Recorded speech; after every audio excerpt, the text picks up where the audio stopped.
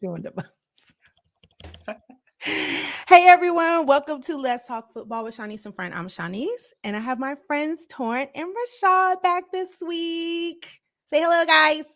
What's up? What's going So on? yeah, introduce yourselves. Torren, this is your first time on here, so we'll let you introduce yourself first. Hello, folks. I'm Torren. Uh, I'm a diehard Eagles fan. Been that way since birth. That's pretty much all needs to be said. I mean, the pedigree of Philly is the pedigree. So can I ask you a question? And I'm just putting you on the spot because I want to. You're a Phillies fan, but you're not from Philadelphia or Pennsylvania, are you? Absolutely, I'm from the great first state, our president's home. I'm from Wilmington, Delaware. But similar to a bunch of other places in the country, you've gotta fall in line with where you are. Obviously Delaware doesn't have a team. New Jersey technically has two, but has none. So Oh, people generally gravitate towards where you are. And my entire family, for the most part, diehard Eagles fans. And then growing up in that area, in our backyard, like being there, it just it's kind of this is where it mesmerizing. is. Yeah, Oh, that's what. okay. So Delaware. So most people in Delaware are Eagles fans. I Yeah. was at the mall in Delaware this weekend. I was like, "There's so many Eagles stuff here. Like, is Yeah. it close?" Well, yeah, like literally, my house is about 25 minutes from the Philly airport. And Oh, yeah, most of us are like a lot of the Eagles live in Delaware because no tax. So, does Jalen live there? God. I'm just. Pick a If you number knew, I number. just wanted to know if you knew. I just wanted to know if you knew. Do you like him for his skill? I like him for a lot of things. Oh, okay. Come on, we talking football. We talking Right. football. We are talking about. Is He, Jalen Strictly not a football football. player? You strictly football. he want to throw. That's what you worried about other stuff. Anyways, Rashad. Well, everyone knows, but Rashad, you can go ahead and introduce yourself. I'm back, everybody. I'm back. Um, Rashad Fox, Commanders fan, Washington Commanders fan. No, I don't feel like it needs to be said that I'm a diehard Commanders fan. I mean, because it's no bandwagon Commander fans. I mean, there's no reason to be a bandwagon Commander fan. So, yeah, I'm a Commanders fan. Born in Washington D.C., so it's only right. I think that's probably the most true statement I've ever heard. You really just can't be a diehard. I mean, a bandwagon. You either are or you're just not. There's no in Right. I'm between. loyal. I'm loyal to mine. That's all I gotta say. I love it. I love it. Look, we're gonna hop right into this week's Get it. Let's matchup. get to it.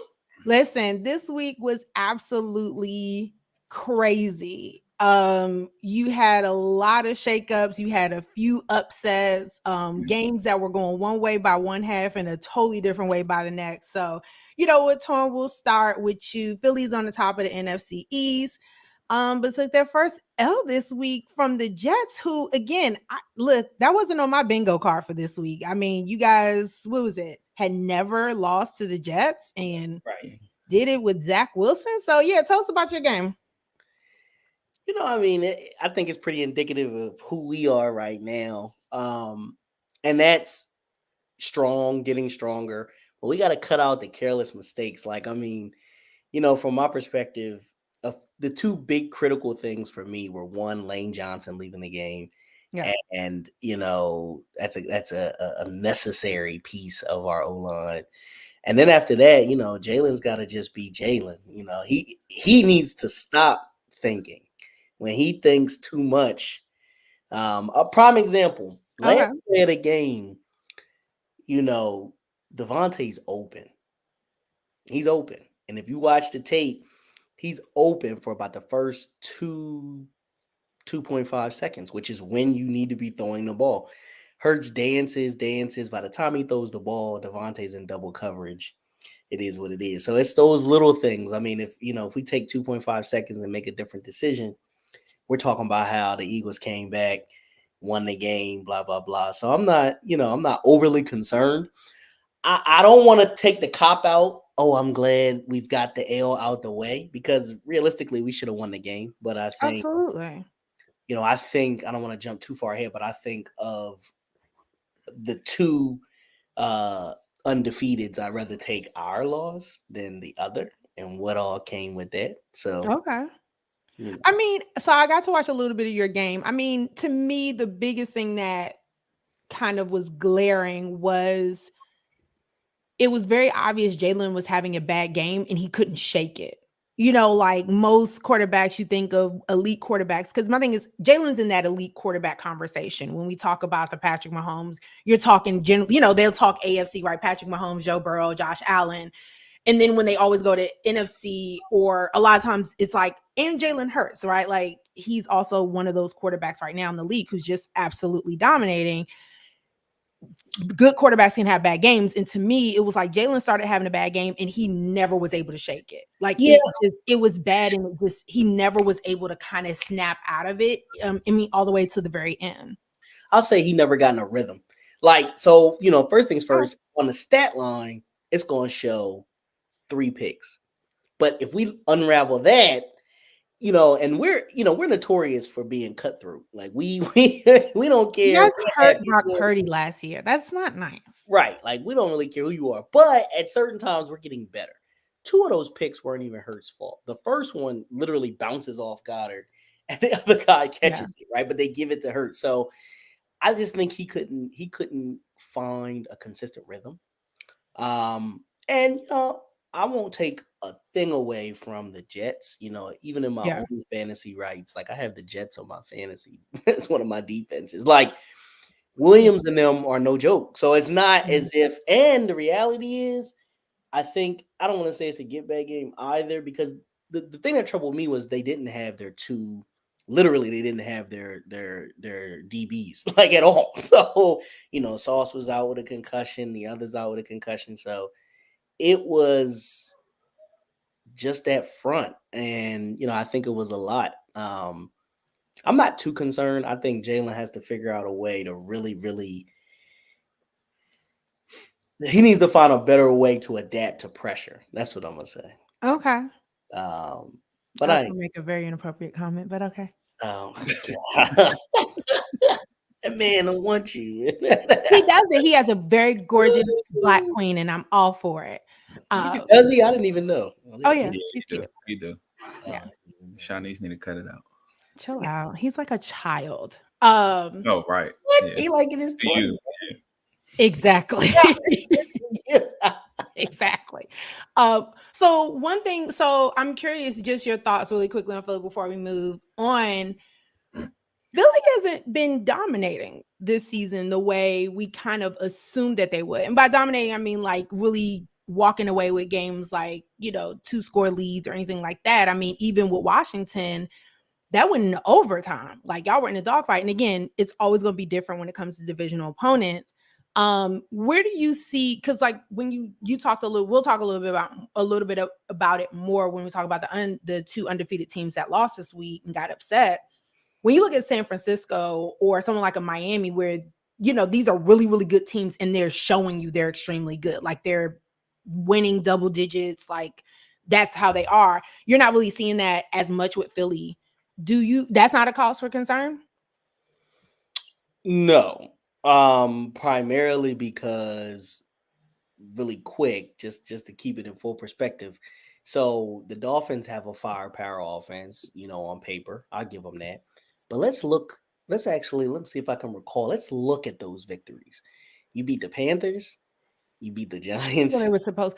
Well, they didn't beat us by as much as everybody else lost last week. But that's fine. Yes. You beat Denver, you beat New England. They embarrassed Denver. Right. If you can't beat those 4 teams, you know, I'm not placing you in the category of high competitiveness in the moment. But then what happens? They get their first test in between those and they lose badly, right? So you get smacked by the Bills. Then you lose. You know, so what I'm saying by that is I'm not too worried about that. When you think about our challenges, the teams we played thus far, the defenses are far better. And I think that even on the offensive side, they have the capability to put up points, right? And so, prime example, like, you know, I was always a big proponent, like, you know, the Redskins are not somebody, or the Commanders rather, not somebody to play with. Like, it's not, you don't get out there and just, if you take them lightly, you will catch an L. So I'm not looking at them in the same light that I'm looking at and let's be honest, the Panthers. Like I don't know what's going on. They shouldn't be that way on, based on how they look on paper. But so I think our matchups are a lot closer than people may think. And then, for what it's worth, I mean, the three of us are here, and I think it's worth being said, even though it's just jumping far ahead. And I'll go pound with anybody. The NFC East is always one of the most difficult, conferences to be a part of, period. So, yeah, that's what I got to say to that. All right. Well, look, I agree with some of your sentiment, but I'll go ahead and move to Rashad. Rashad, you Washington played Atlanta. We did. Whew, okay, go ahead. Tell us about your game. Go ahead. Talk we did what we needed to do. We did what we needed to do on the road. We got that W. Oh my like God. I said last week, we're going to see what we're made out of after a disappointing performance on the Thursday against Chicago. We had some extra time, let it marinate, see what our guys were really made out of, especially our defense, and we got to see it. Early on, it didn't look too promising. I think the Falcons, I want to say their first drive, it was the first quarter. They scored a touchdown on us. We went up 3-0. Falcons went up 7-3. So immediately we were like, here we go again. But we buckled down, and we played probably our second best all in all defensive game. On the defensive side of the ball, we played probably our second best game, second to the Arizona Cardinals. I think we had 3 turnovers.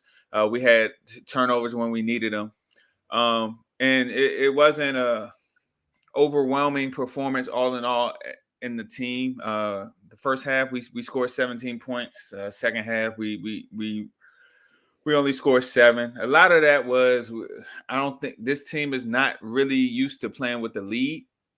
So it looked like we weren't used to playing with the lead with some of the play calls in the second half. And I think that was the reason for, the second half looking like that offensively. But defensively, we did what we did. Like I said, 3 turnovers. We went on the road against a team that had a winning record, and we got the win. So hopefully we take this momentum and we go forward.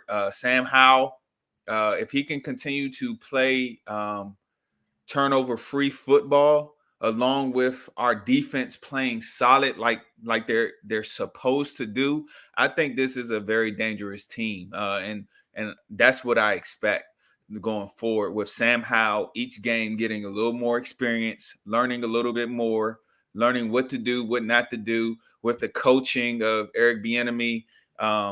When he doesn't turn the ball over, this guy is, in my opinion, very special. And this team can do very special things. How many sacks did he get? Because y'all haven't been protecting him either. We haven't been protecting him. That's a good question. I think we had 3. Because he had 1 more sack than Daniel Jones last week, and he was at 29. We had 3 sacks. We had 3 sacks, which is an improvement. However, 3 sacks is an improvement for our team. However, it's still a concern, being that I think Atlanta, I think they only had 2 sacks going into the game or something. They're not a team that gets a lot of sacks. So 3 sacks for them is still a bit concerning. We were losing. We did lose one of our offensive linemen though. Prayers out to him. His wife had a miscarriage or something like that, so he missed the game. So whether or not that had anything to do with it, probably didn't. Probably would have gave up more. Got 3 sacks. Probably would still gave up 3 sacks. So that's something that we still need to work on, and I'll take it. 3 is 3. It's a little better. So hopefully next week against the Giants is 2 or it won't 1 be. or none. It won't be. Yeah. It's that. So I didn't get to watch the full game, but I Okay. was watching it. I got to watch the first half and then I was watching Red Zone. Cause now I'm like, I just can't focus sometimes on one game. I'm like, I need to know what's going on everywhere. I Um, feel you, I feel you. Red zone's too much for me because I'm like, I want to watch the whole rhythm of the game. Red zone, as soon as something impactful, it's like, we're taking it right. down to Miami. We're going back here. I'm like, But see, that is funny because I used to be like that. I'm like, I can't do Red Zone. It's just too much. But now sometimes I'll be like, all right, I want to see what's going on everywhere. Wait, what's good is happening. So I get sometimes too consumed in Red Zone. But I lost my train of thought. What was I saying? Oh, I said this last week, Rashad, and I still feel What the same way after watching this game, which is I don't know what Washington is. Like, Washington is so wildly inconsistent. To see how dominant you guys were against Atlanta, it was like, okay, where was this 11 days ago? Like, against a lesser team, right? Like, think about it. If you look at Chicago versus Atlanta, Chicago's technically a lesser team. Like, they hadn't had any, like, they got their first win of the season with you guys, right? Then you have the what was the game? There was another game before that y'all won, and then you lost, got that blowout from Buffalo. Like, my thing is the inconsistency. Like, to me, do you feel Washington now has an identity or they're trying to find it? Because over the last 4 games, it's up and down. You literally don't. That's my biggest fear about going into next week, right? I know what my team is, right? Yeah. I don't know what Washington is. Yeah, and when you're dealing with a young quarterback, and when you get blindsided by the poor defensive play, that's going to be the case with this team. This team was built to have a strong defense, be able to run the ball effectively, and just Sam, don't screw it up for us. Sam is doing a lot better than I think a lot of people anticipated, but the He's not a defense, rookie though, is he? this is his second year, but he didn't play last year. He only played 1 game. So when you have the defense that is looking as bad as it's looking, which if anything was right with the Washington Commanders historically over the past few years, it was our defense. We always had a solid defense. So when that's not the case now, that's why I think we are trying to find our identity. I think moving forward, we will. We made some changes. We sat our first round pick, Emmanuel Forbes. He didn't. I don't know if he even played this game. He went from starting to not even playing. Oh, wow. So, and a lot of the things I really believe defensively we can fix. We gave up a lot of big plays. So a lot of big plays come off of miscommunication here. Oh, I thought I was supposed to be here, but I wasn't here. You're giving up big plays. Once you watch film and you do it too many times, I think those things can be corrected. So long as the defense continues to improve, I think to answer your question, we will start to find our identity and we will start to be a little more consistent than we have been in the previous weeks Okay. Well, I'll go ahead and talk about my very disappointing Giants. I didn't go into this Buffalo game thinking we would win, but in weird Giants fashion, I was given some shred of hope after the first half because we shut out Buffalo. Because again, I look at every game and I take all the historical context, right? I see if we're not better than Washington right now and Washington got blown out, what are they going to do to us, right? Especially because Buffalo had just had that loss in London, right? You can blame the travel, they were jet lagged, whatever, but they lost to the Jags. So I'm thinking, okay, hopefully we can do what we did in Miami and not get blown out, make it somewhat of a competitive game, but like just make it competitive. And when we find out Daniel Jones isn't playing, but Saquon may or may not, of course, he was in the being game time decision and does play, it's also Tyrod Taylor. Tyrod is a vet. He's been in the league forever. He's playing against his former team. He also still wears cornrows. So I have a strong feeling about quarterbacks that wear plaits and cornrows. It's a recipe for doom. And so, it's like, and also Tyrod can get hurt so easily. Like last year at the London game, he literally went in for a few snaps while Daniel Jones was in concussion protocol, and he gets injured. Like, so I'm just thinking to myself, at best, Tyrod should just not embarrass us. And if not, then who cares, right? Like, we're playing with our backup quarterback, potentially our third string. I'll start with the positives of the game. Tyrod was getting the ball out very quickly. Tyrod was showing flashes of Tyrod Taylor in Buffalo while he was drafted. Like, he was getting the ball out super, super quick. And because we had a lot of shift in our O-line, I do feel our O-line protected him a little bit better. And I do think as a veteran quarterback, and what Tyrod has been with the organization long enough to know, like, he knows what the hell is going on. So he's like, look, I got to get the ball out quick. I got to move. If I don't see it in my, maybe first or second read, which is all you really have time to do, throw it away. Like, he's definitely, I will say Tyrod was really good as far as ball protection. I do think having Daboll even talked about the fact that he's been doing a lot of different shifts with the O-line to figure something out. It looked better this week than previous weeks, but it's still not good. But whatever he's doing, he needs to continue to keep chess piecing it together and calling other folks off the couch, because it worked, at least by giving Tyrod more time. I do think that the presence of Saquon made a difference, even though we did have two really good runs in the second half. There is a difference in the offense when Saquon is there, when he's not. Whether he's productive or not, there's a difference in the offense. He is a captain, so maybe it's that. But he has some presence in the locker room, a presence in the offense that we need Saquon there, and we probably need to just pay him. But there are two things that I didn't want to do, but I was like, fuck it, I'm just gonna lean on it. Tyrod is also a veteran QB. Tyrod Taylor is 34 years old. 34. He's been in the league for, if I'm not mistaken, 14 years. Why are you running the ball on the 1 yard line when that wasn't even supposed to be an option for you? We have no timeouts. And I know maybe he was trying to play hero ball, like, oh, I'm going to give it to Saquon. He's going to, he'll get in for the touchdown and we'll, like, I'll look like the hero. It was just such a stupid call. Like, it wasn't that wasn't the call. Like, we saw how Daboll, like, literally lost his, like, collective stuff, because he was looking around like, who made that call?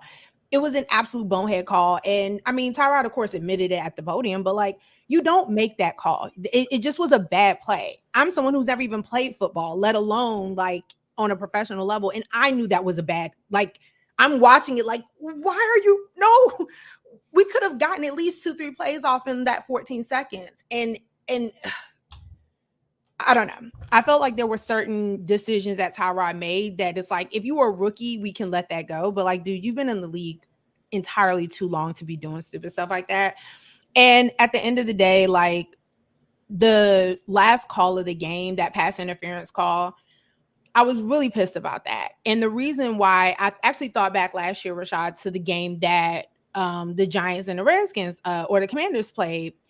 And this wasn't the tie game. This is a game we played after you guys came back off a bye. The second time we played, and it was down to that questionable pass interference call in the end zone. So it was the second game last year. So when that play happened, so I remember that because you guys got 2 penalties and got us in the red zone. That's how we won in that last score. The first one was one of the wide receivers wasn't lined up correctly. Or no, one of the defensive players wasn't, like the corner or somebody wasn't lined up correct. That got us, like, pretty much, I think, on like the 5 or 4 yard line. And then we didn't get a pass interference call, or y'all wanted one. It was a very questionable pass interference call, right? When you have certain calls that are really questionable, right? Like, you're kind of like, I don't know, I don't think this is pass interference from this angle, from that angle. Every angle that was pass interference, like every angle. Darren Waller was literally being pulled in the end zone the entire time. It happened the first play, we got the pass interference call, and then we didn't get it the second time. And yes, we know refs can screw up certain calls. at the end of the game where you're talking about like, you know, a lot of these games do matter, especially for the Giants. Like, we needed that win. Like, we really fucking need that win. And I would have rather if it was screwed up because it was just a bad play or Darren Waller just did not make the pass, didn't make the catch. Cool. But you didn't allow that to happen, right? Like, it was a foul and it just didn't get called. And it was just really hard to swallow that loss. And of course, in every game, there's tons of different spots. You can be like, well, if we would have did this, right? Like, if we could get in the end zone on the 1 damn yard line, like the 1 yard line. Like, if it was the Eagles, that's an automatic touchdown. Yeah, but we got an indefensible play. So, right. But right. But these are also athletes. To me, what the Eagles do on the 1, what they do on a 4th and 1, a 3rd and 2, like with the what do you call the brotherly shove, the tush push, whatever you want to call it.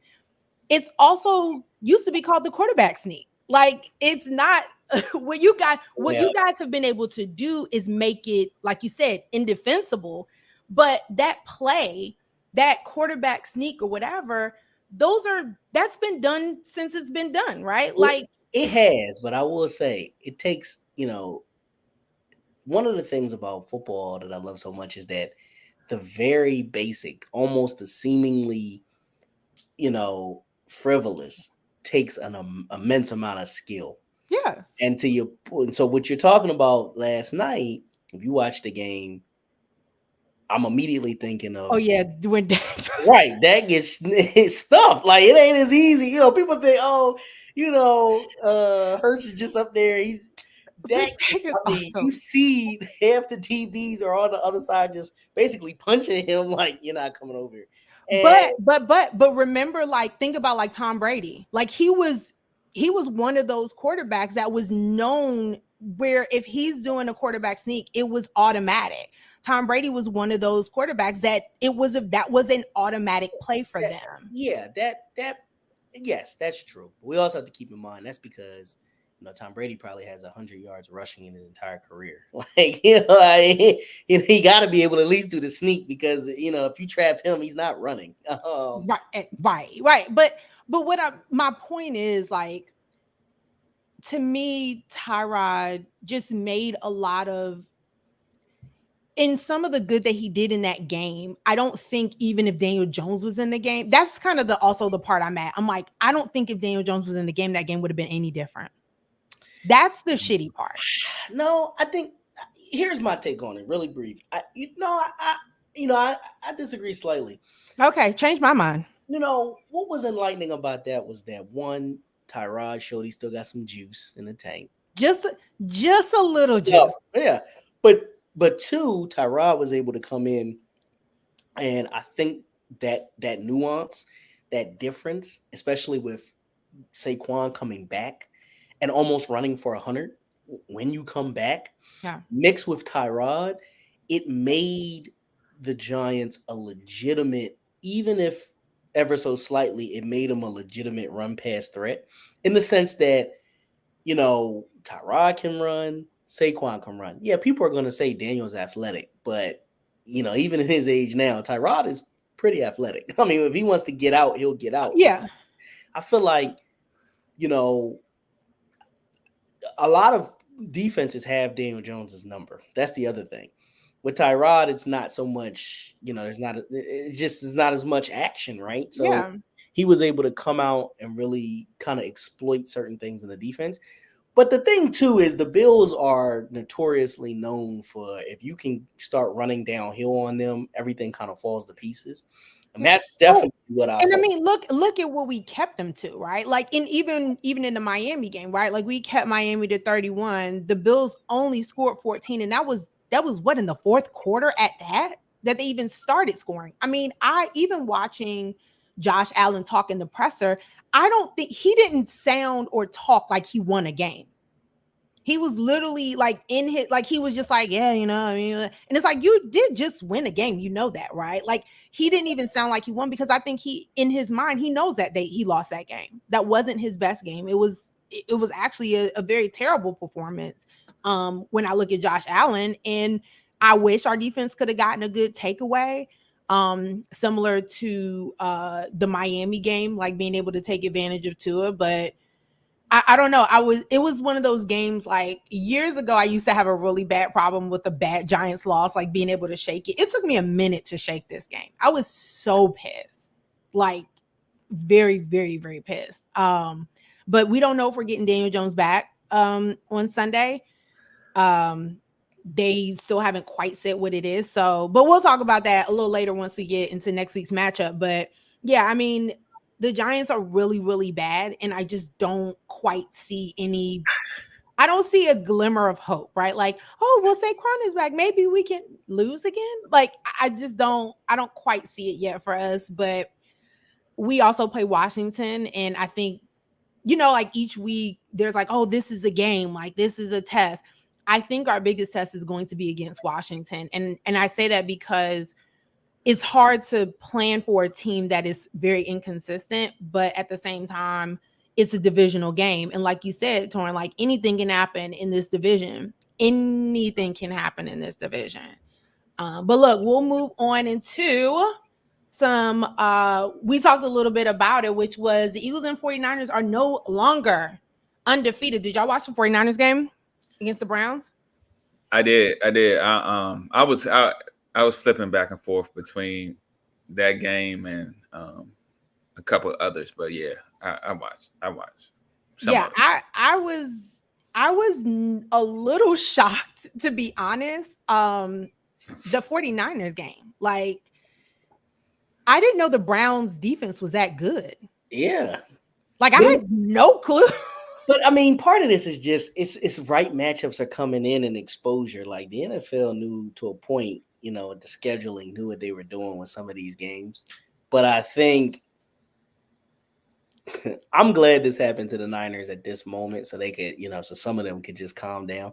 Because first of all, you lose, so, and I'm gonna tell you why. I'm happy that the Eagles lost at this moment. That's fine, but I'm gonna tell you this: so y'all can calm the hell down. With Debo exiting and what's his name? Christian McCaffrey. And with exiting, Brock Purdy is launched immediately into a situation that he quite honestly was not prepared for. And that's what I'm glad that the light finally came on. He looked like when them two left, that boy looked scared. It was just out there. He did look lost. It was giving deer in headlights. Like He was just like, when he still had a good team. Like right. He still had a good, seemingly he was shook.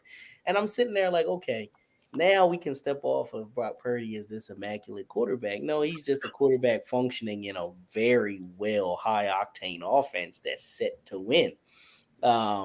Because if he doesn't get McCaffrey back, and if Debo don't play, so here's my thing. I think the thing is San Francisco is super loaded. They're not a team like, I see Brian is in here, so I'm gonna talk shit about Dallas. They're not like Dallas, where if you lose two of your three main stars, you really pretty much don't have it. San Francisco is still super loaded, right? Like they still have Brandon Ayuk, they still have George Kittle. Like they also still have other players who can make good plays. They still have Warner, they still have Juszczyk. They do, but they're no longer. What had them as the ceremonial Swiss Army knife was the fact that you had to literally game plan for, 4 first ballot, Pro Bowlers. It's different now. Now, I can game plan for Ayuk, Juszczyk, and Kittle, but when you add to it makes it a lot more difficult. So I just think it's going to take Shanahan, he's going to have to do a little bit more preparation. Oh no, I totally agree. Like I said, for me, I actually did watch that whole game. And like I said, I was watching that and again, still on Red Zone. I was just wildly shocked, right? Like you're talking about this offense and this team that's generally putting up 30, 40 points on folks. What was the game down to what? It was 17-19. Like they did not even look close to a team that was the same. And even some of the very odd commentary on Twitter or Twitter X, whatever, it's called. I thought it was very weird that like people were like, oh, look, San Francisco's not that good. And I'm like, dude, they lost by a missed field goal. It's also not like they just got blown out. It was a very low scoring game, very defensive game. And to me, even with the Browns, like they didn't have Deshaun Watson.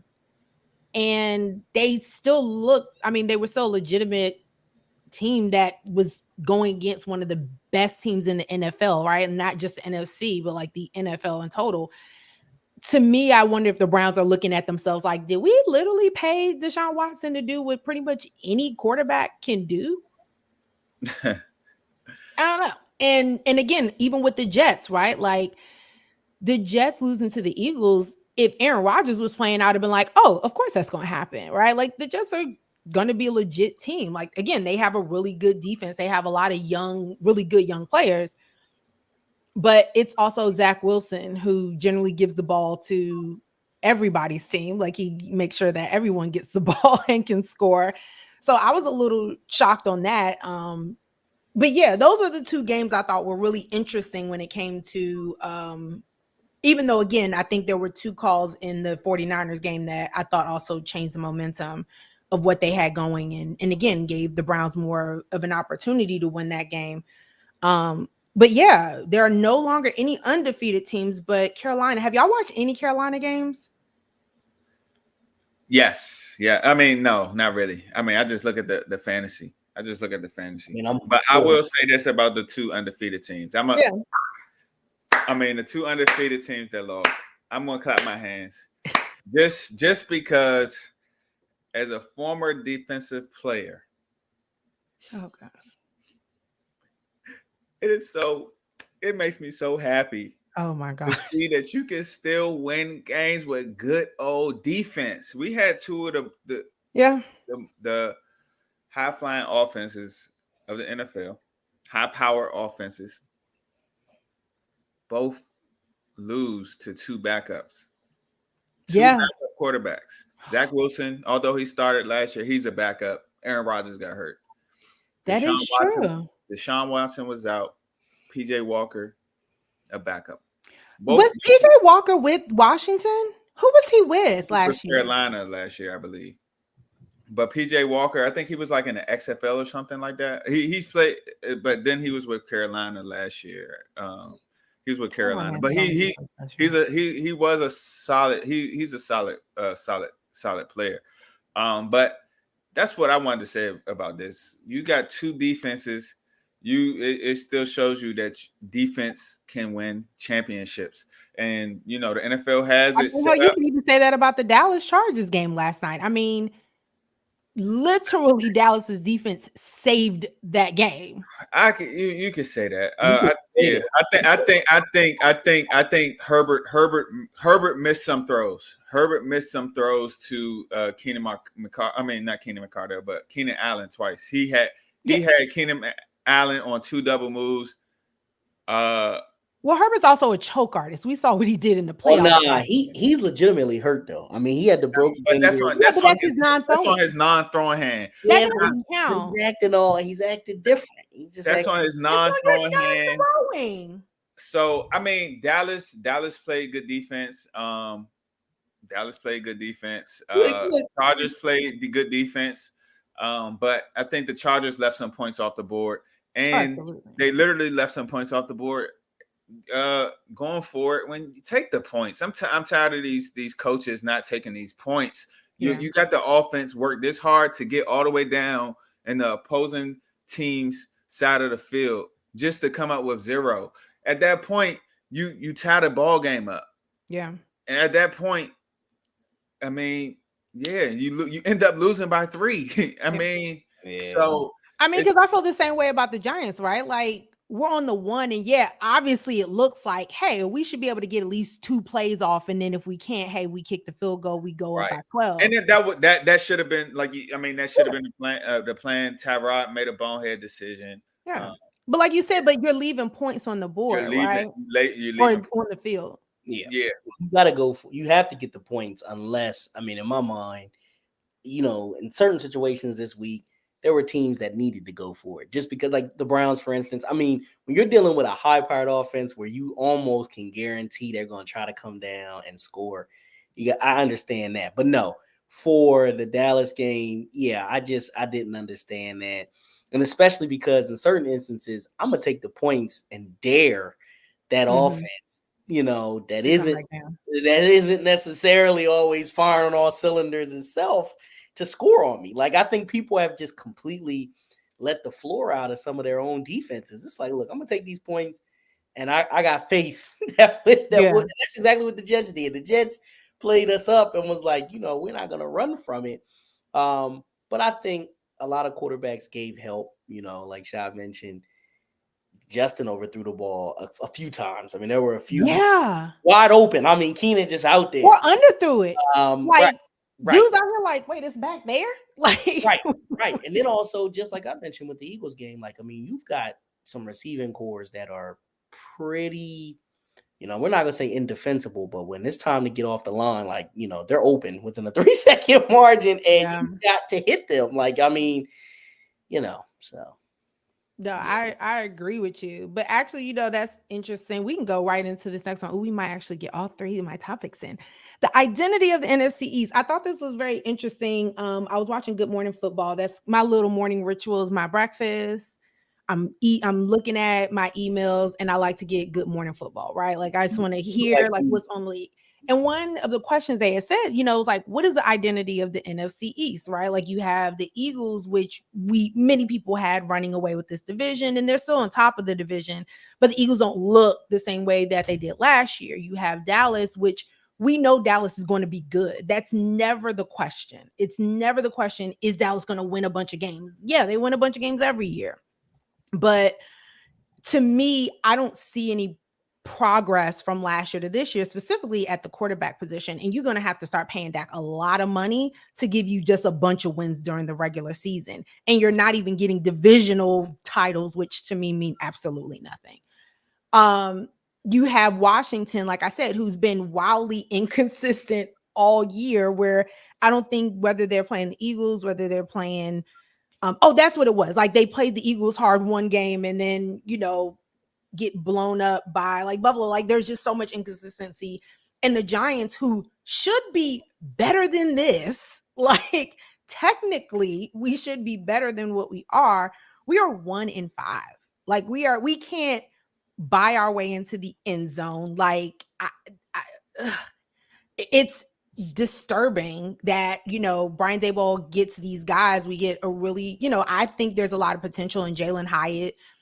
As a receiver, though he's a rookie, like, they're not giving him the ball enough. But also Daniel Jones, you can't give the ball to Hyatt down the field when you literally have half a second or a second to get the ball out of your hands. So I don't know. I don't know if I like you said, Torren, you said it earlier, like, the NFC East is always going to be a harder division to be in.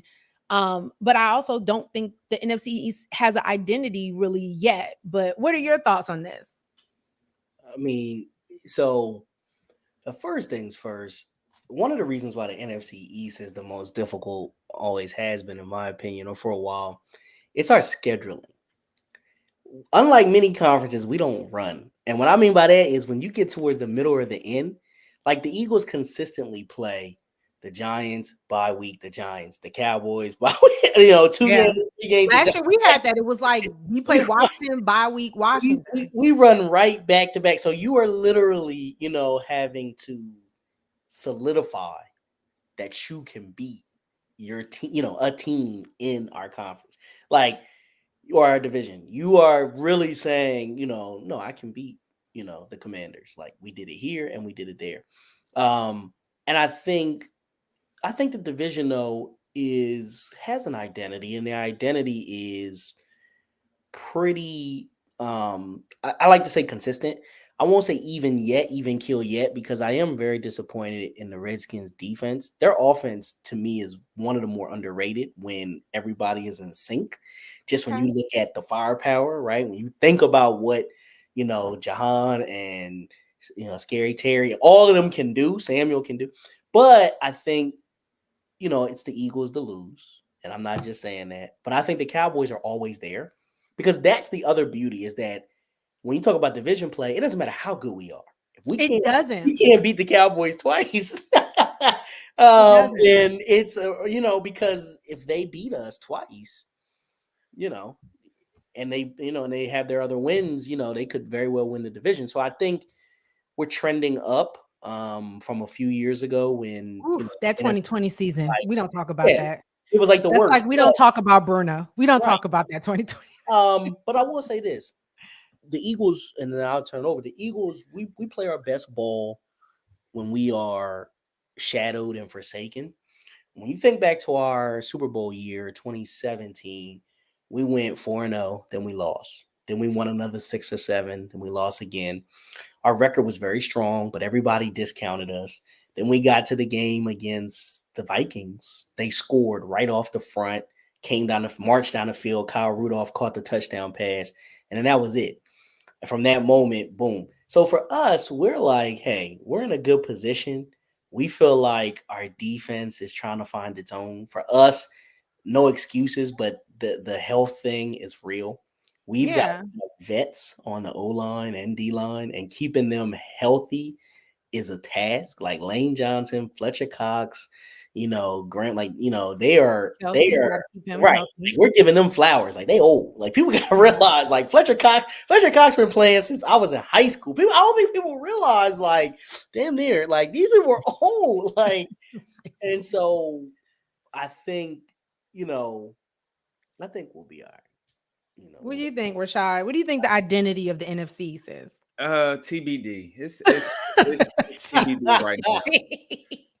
To be determined. I think it's looking. I think we're a little overrated right now, just for the simple fact that we're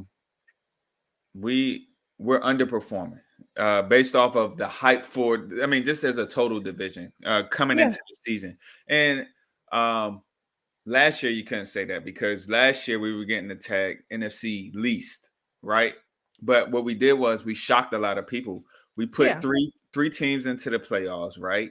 And it could have been like, honestly, y'all were right at the door. And we were right there, right? We were right there fighting for a position into the playoffs. So, the expectation last year was so low with the NFC Least title and everything like that. And we just blew right past that, right?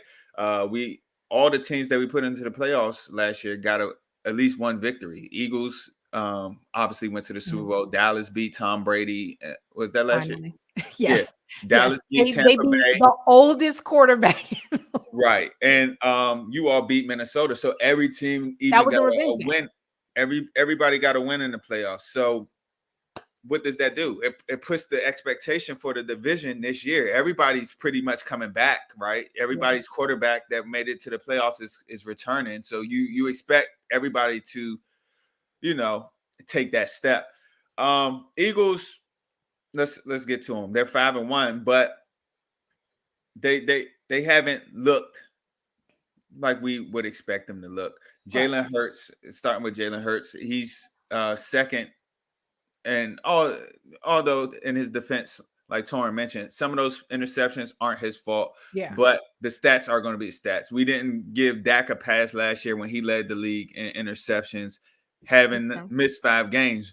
Everybody said something about it. Brian will appreciate you saying that. So we can't give Jalen Hurts a pass neither. Stats are the stats. He has 7 interceptions right now, 3 in one game. And he didn't get it done Sunday when he had the ball and he could have at least all he needed was a field goal to win the game. He couldn't get it done. So that's one. Cowboys are not looking as good either. I think the problem for them is going to continue to be running the ball. They couldn't get anything going on the ground yesterday. Was it yesterday? Yeah, yesterday against the Chargers. They couldn't really get anything on the ground. And they're supposed to have a really good offensive line, and you couldn't tell. You can't tell. Their offensive line does not look like they're supposed to look. And you get to us, our strength is supposed to be our defense. It's not the case. It's And just not consistent. I don't think you guys don't have a good defense. I just don't think it's yeah, consistent. it hasn't come to play consistent enough to live up to the billing, and that all falls under expectations. Whether all the expectations for strength of these teams aren't living up to the hype, I and 100% agree. with you all, I mean, y'all are 1-5, so it's not much. It's not much to be said. I don't think y'all scored it. Damn, I don't think y'all scored a touchdown in 2 games. So, Our offense has not scored a touchdown in your 3 games. offense has not Yeah. scored a touchdown in two games, 3. and we expected at least y'all to score a touchdown in the game. Y'all not even. Everyone should. But what I'll just say to that is I concur with everything Shad said. Yeah. I think actually that was the best thing. You're right. I think the hype was there, and I don't think any of the teams have shown not what they could be, but I will say this. Or what they should have been on paper. Right. But I will say this for me and my final words. I think that's what makes me energized is the fact that the difference between the top of the NFC East and the bottom of the NFC East is we ain't showing you what we should, and we 5-1.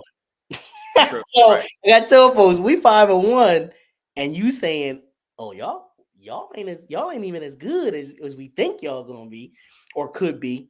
So for me, I take that because at the end of the day, every win wasn't pretty, but like Commanders definitely take that dub they got this Sunday. It might not have been what people wanted, but when you see one of those, they look like this, Sha'Niece. You ain't seen one of those like that.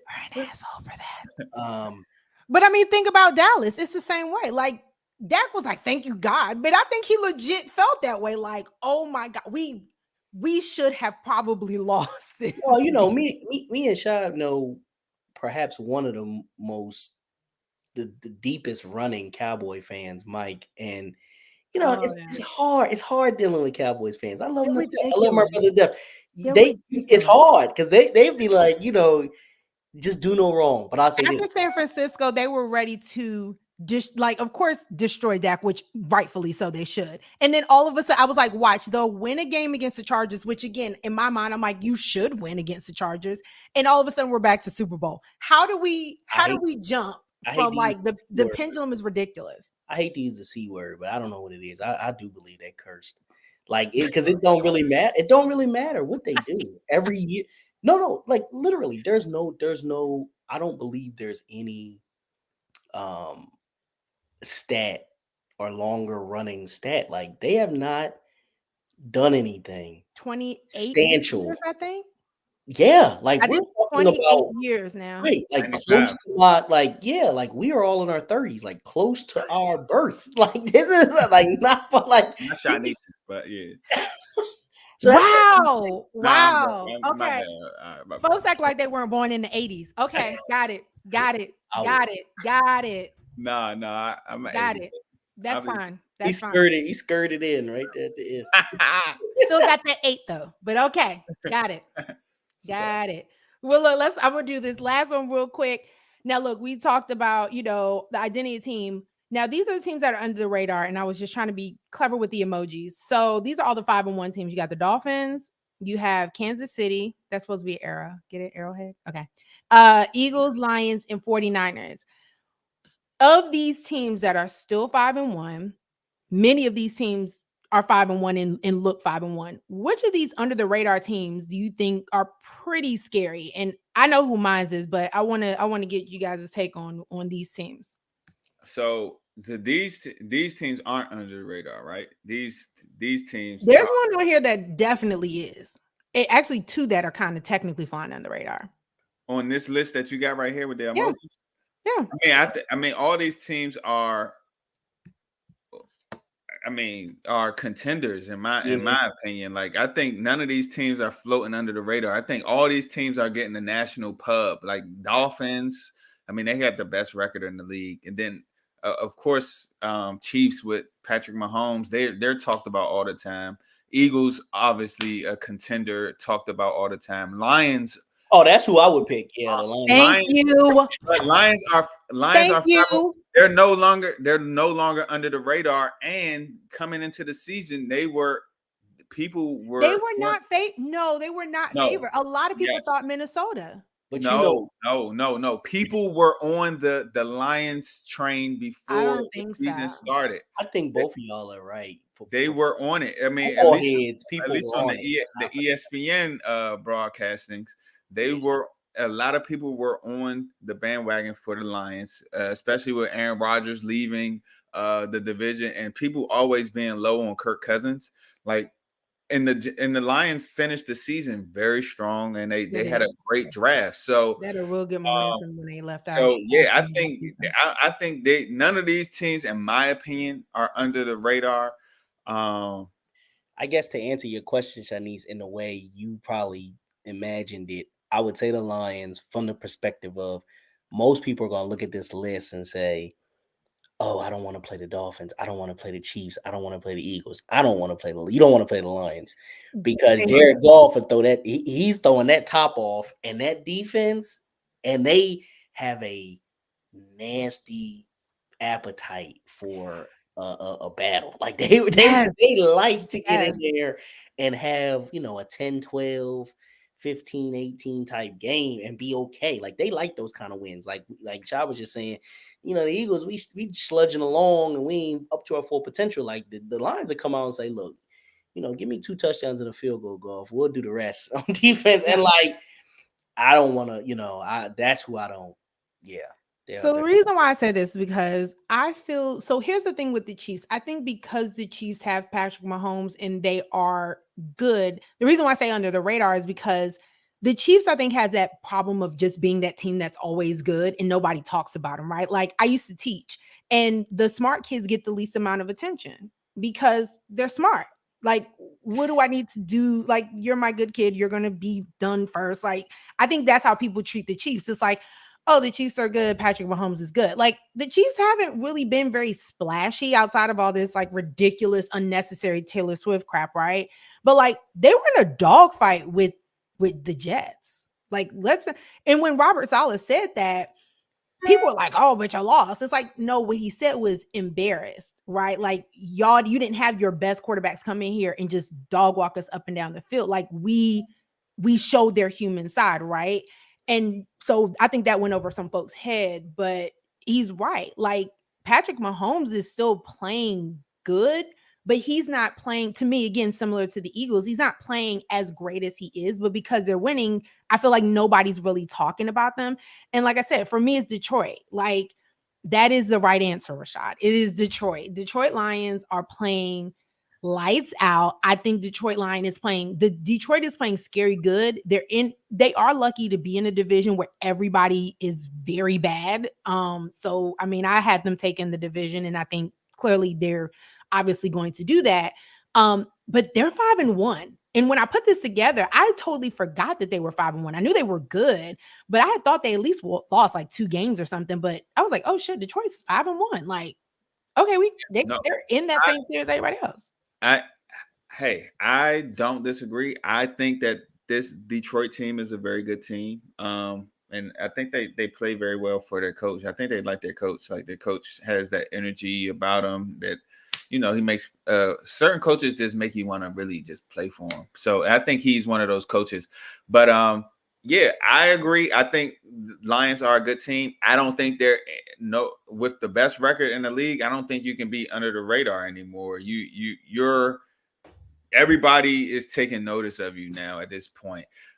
So I agree that team is good, but I just disagree with them being under the radar. I think they put the league on notice, but we're really going to see what they're about. They take on Baltimore next week, so that's going to be a good test for them. I mean, so far, I mean, when you look at their schedule, yes, they beat the Chiefs, but as we mentioned, Chiefs aren't playing too great right now, but they did beat the Chiefs, defending champs. So we have to respect that win. But other than that, I mean, they took a loss to the Seahawks, and they beat the Falcons, who we also beat. They beat the Packers, who aren't. I mean, it's a division game, but the Packers aren't. I mean, the Oh my Packers gosh. of recent. They beat the Panthers, Which is trash. which is trash, and they beat the Buccaneers. I mean, with Baker Mayfield. I'm not taking anything away from them. Let's just see what they do against Baltimore, a team that's well coached, a good defensive team, and a superstar stud at the quarterback position. Let's see what they do. Let's see what they do against Baltimore. Okay. Well, look, we're running low on time, and I know Torren said he has to run. So look, we're going to talk week 7.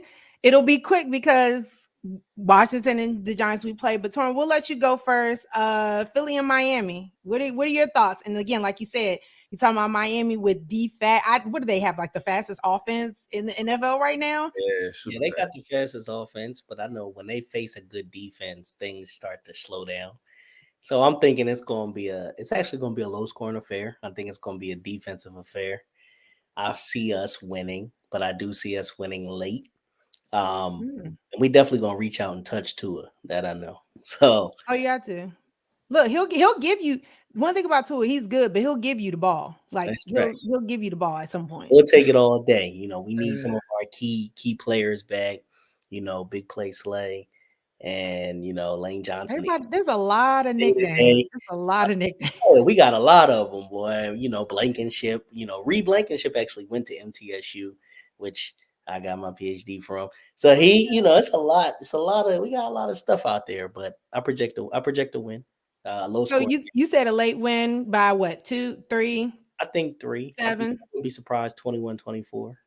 Okay. Rashad, we playing each other. We got y'all. Giants, Washington. Yeah, I think that we're going to carry that momentum from last week up to New York and beat the Giants. I don't think that we're going to blow you all out. I think it might be a close game. As long as it's not a tie. I can't do a tie. Yeah, I can't do a tie neither. I think it'll be a close game. I think we'll pull away maybe about 10 or 13 in the second half. We always like to end streaks. Like the Bears didn't win their last 14 games, and then they beat us. Y'all haven't scored in 2 games, so I think y'all offense will score a touchdown against us. Unfortunately, we'll be the team that lets y'all score a touchdown. Yeah, the Redskins gonna win. Yeah, I believe the Redskins are gonna win by at least 14. But I do think 14. First off, did nobody ask Saquon's gonna score twice. Saquon gonna score a touchdown, which I don't mind because I do have him on my fantasy team. So he gonna score twice. Conflict of interest right there. I want him to score a touchdown and do good, but in a losing effort. I think we pull away. I don't think more than 14. I think it's going to be in that 10 to 13 range because I think our offense is going to be able to put points up, and y'all are just not.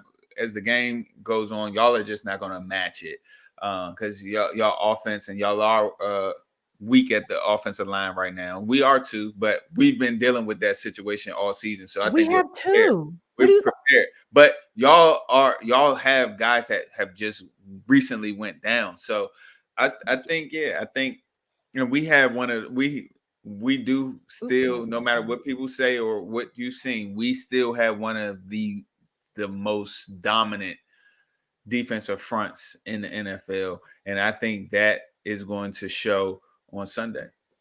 Well, I think of it this way. It's like you said, I think it's going to be tough, Torren. I think you've lost your marbles talking about 14, but I love that too. I love that too. I do think at the end of the day, like it is an NFC matchup. It really is depending on who's going to start. I think if Tyrod is working with, the first team, if they are game planning with him starting, I think it's going to look a little different. The offense is going to look different. The offense looked different this past week. So I think it'll be good. I think we're watching the game together in DC. So we shall see. But look, I know Torren has to go. We'll go ahead and wrap it up. Thank you guys so much for hanging out with me. If y'all have social and want to share, go ahead and share where folks can follow you. You can follow me at Facebook, Rashad Fox. If you're Facebook. or Instagram. I ain't really on Instagram yet, but if you want to follow me before I get everything started, Rashad B Fox Instagram. But yeah, Torren, what did you have? At TL Gadsden. All right, and you don't follow me on Instagram, Torren, and I feel a type of way, but we I gonna do follow. oh, No, call you him don't. out. Oh, look at you. You must No, not you be following him. I know I do, but I do follow you. Yeah. Look at her. She just no, be. you don't. Yes, Okay, I I'm do. about to say no, not my personal page, for this page. Oh, I ain't know this. Oh, Oh, I God. follow, Anyway, I follow that too.